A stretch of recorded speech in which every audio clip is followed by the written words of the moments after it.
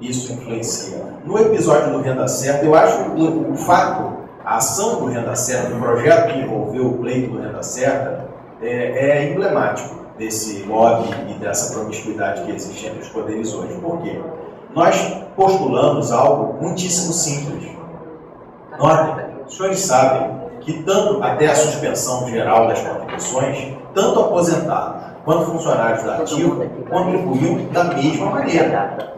Então, qual era o argumento da Previ para que apenas aquele que contribuiu mais de 360 vezes na ativa recebesse o benefício e o outro que contribuiu na inatividade não recebesse? Qual era o argumento? O argumento era de que aquele que ficou mais de 30 anos na ativa contribuiu sem uma contrapartida. Ele contribuiu mais de 360 vezes sem que aquilo influenciasse na majoração do seu benefício. Isso é uma mentira. Ontem esse assunto foi abordado pelo Rui da propriedade, e isso é uma mentira, mas é escancarada, porque o próprio regulamento do plano de benefícios prevê a cada grupo de 12 contribuições excedentes às 360, existe a majoração de 9% para cada 12 contribuições excedentes. Então, dizer que quem permanece mais de 30 anos na ativa não tem a contrapartida, isso não dá para engolir. De fato, não dá para engolir. Ainda tem mais. É normal que nos últimos anos de carreira o funcionário ele obtenha nomeação para cargos em comissão que vão proporcionar rendimentos superiores àqueles que eram oferidos antes, né? Então, e ele leva isso. Então, é óbvio que, na verdade, existe a contrapartida. Por isso é que há aí uma violação literal ao princípio da isonomia, porque tanto quem contribuiu na inatividade, já aposentado, quanto quem contribuiu na ativa, contribuiu do mesmo jeito para a formação do superávit. E, portanto, faz jus ao recebimento. Esse é um argumento, é claro, é algo, sabe, não me exige muito esforço para explicar o que se pretende. E a Justiça Comum do Rio de Janeiro vinha julgando esse assunto através de decisões já padronizadas que reconheciam a procedência dos pedidos. Praticamente todas as varas cíveis vinham julgando favoravelmente aos pedidos que nós formulávamos. Aí o assunto chegou ao Tribunal de Justiça. Começou a haver uma certa divisão, mas ainda tínhamos mais ou menos 10 decisões para cada uma desfavorável, 10 favoráveis para cada uma desfavorável no âmbito do Tribunal de Justiça. Era esse score que nós tínhamos no Tribunal de Justiça em média. Aí houve o primeiro recurso da Previ ao Superior Tribunal de Justiça e caiu na 4ª turma do STJ, turma que tinha na época como presidente o ministro Otávio Noronha. O relator do processo foi o ministro Luiz Felipe Salomão.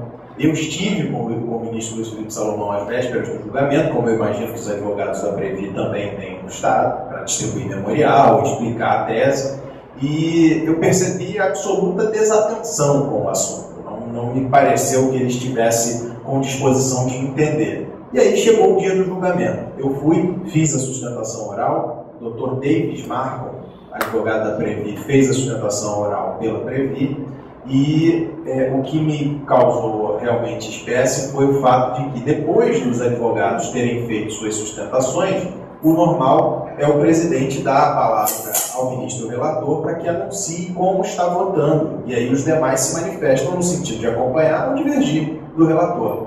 Nesse momento, antes de passar a palavra ao ministro Luiz Felipe Salomão, o ministro Otávio Noronha falou por mais ou menos uns 15 minutos a respeito da Previ, do Banco do Brasil, da sua história no Banco do Brasil, e disse com todas as letras que qualquer condenação que se imponha à Previ é um risco para a economia do país.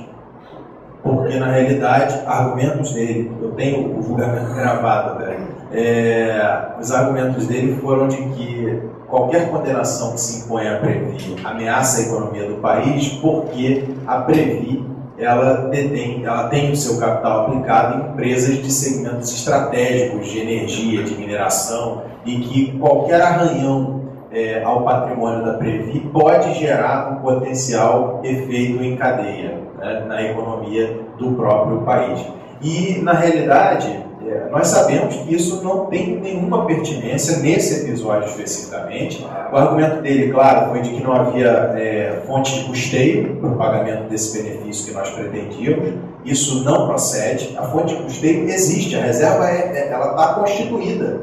O benefício especial de renda certa, os senhores sabem, porque têm acesso aos relatórios anuais da Previ, esse benefício não consumiu a integralidade da reserva de contingência, da reserva especial constituída em decorrência desses superávites acumulados. Então, não consumiu. E esses recursos estão lá, eles são finitos. O que nós pretendíamos? Que esses recursos fossem distribuídos por meio de com a instituição de um benefício que atendesse de forma isonômica a todos, e não apenas a poucos apaniguados, né? Então, essa era a pretensão. O argumento de que não há fonte de custeio, como eu disse, não procede, porque a fonte de custeio já está lá, a reserva especial está constituída, e o que se pretendia era que essa reserva constituída para esse fim fosse usada exatamente para esse fim.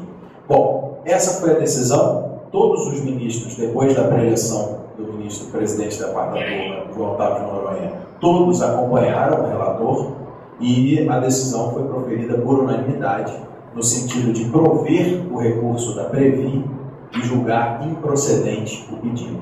Esse foi o leading case que tramitou no STJ. Nós ainda recorremos ao Supremo, chegou ao Supremo, o Supremo disse: não, essa discussão não envolve tema constitucional. Se envolver, vai ser meramente reflexo e não violação direta à Constituição. Como os senhores sabem, o Supremo só se manifesta em questões que envolvam violação literal a preceito constitucional, e aí o Supremo botou isso de lado por conta desse argumento que eu explicitei. E a partir dessa decisão do STJ, isso foi gerando uma consequência de cima para baixo, né? Então o STJ julgando assim, o Tribunal de Justiça do Rio de Janeiro começou a reproduzir. Eu tenho acórdão, senhores, em que os desembargadores dizem nos seus votos o seguinte: olha, eu entendo que o pedido procede, mas como o STJ já julgou o tema em sentido diametralmente oposto e uma eventual decisão minha será objeto de recurso ao STJ, eu me curvo à posição do STJ. Isso está acontecendo, né?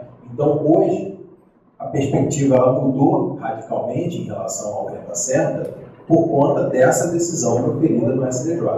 Como aconteceu também com o sexta alimentação. Eu não tenho nenhuma ação sobre sexta alimentação, mas o episódio foi muito semelhante. Havia jurisprudência maciça no sentido de reconhecer a procedência do pedido, né, sobre sexta alimentação, inclusive com decisões do ministro Otávio de Noronha reconhecendo que o pedido procedia, e de repente houve uma reviravolta na jurisprudência e o Tribunal Superior resolveu pensar melhor a respeito do tema e chegar a uma conclusão completamente contrária àquela conclusão firmada por anos, né? Então isso acontece. O direito não é ciência exata. A mudança de interpretação por parte de tribunais superiores é algo que de fato ocorre. Sobretudo porque tribunais superiores são compostos por meio de indicação política. Então, os senhores sabem exatamente do que eu estou falando. Doutor Pai, com relação ao renda certa, nós estivemos conversando, o senhor conversou bastante, não, minha voz é alta, nós estivemos conversando, inclusive com o Rui Brito, sobre uma tentativa ainda de salvar essas ações. Você lembra? Eu podia comentar um pouquinho com os colegas o que a gente pode fazer, porque isso, as nossas e da AFPB estão sendo derrubadas em cima, isso pode acontecer no país com todas as ações de todas as associações. O que nós estamos estudando é a possibilidade de uma ação rescisória. A ação rescisória é um instrumento previsto no Código de Processo Civil brasileiro e que objetiva, como o próprio nome permite que se deduza, rescindir uma decisão transitada em julgado. Então, depois da última instância da Justiça dizer que o pedido não procede, se essa decisão tiver sido proferida com erro de fato, com violação a dispositivo de lei, com algum vício grave, é possível o ajuizamento de ação rescisória com o objetivo de anular essa deliberação. Todavia, uma ação com chances de êxito muito reduzidas, mas a gente está estudando a possibilidade de reabrir essa discussão. Lá, o senhor da FABB Brasília, lá nós estamos com esse problema do renda certa e estão derrubando tudo. Mas, através de um colega lá, que andou pesquisando bastante, nós chegamos à conclusão, quando o próprio banco e a justiça reconheceu, que está lá no artigo, acho que é 88, né, do regulamento, que teria em cima de 360 contribuições, nós verificamos que, na verdade, 360 contribuições nós atingimos com 24 anos na ativa do banco. Por quê? Além das 12 contribuições mensais, tinha as 2 semestrais e uma do 13º mês, que, inclusive, não são levadas em consideração para o cálculo do benefício. Tá? Então, nós entramos com essa ação das 360 contribuições, incluindo as gratificações semestrais que consta dos espelhos e o 13º mês, que é tudo colocado em separado e dali nós contribuímos para a Previ, que não foi levado em consideração. E deu-se entrada aqui no escritório Dr. Orlando Messina, não sei se você conhece, aqui no Rio de Janeiro. E a ação está andando, nós estamos agora só aguardando quais são as decisões. Vamos sair. Exatamente essa possibilidade de retomada dessa ação, exatamente para aquele ponto que você falou de que o dinheiro está posicionado. Eu acho que o principal é isso, né? Na verdade, o argumento principal de uma ação decisória seria o erro de fato. O que é o erro de fato em direito? É considerar existente algo inexistente ou o contrário, considerar inexistente algo existente. O que aconteceu foi que se considerou não existente a fonte de custeio, quando na realidade ela está lá, é constituída e está noticiada nos relatórios anuais da Previ. Então, o principal é isso, a receita baseada... É isso, o objetivo é esse. Qual é a consequência para os associados de ter essa ação? A sucumbência seria um honorários de sucumbência, as custas, na verdade, já foram recolhidas no início da ação, então o risco seria os honorários de sucumbência, ele envolveria puramente os honorários.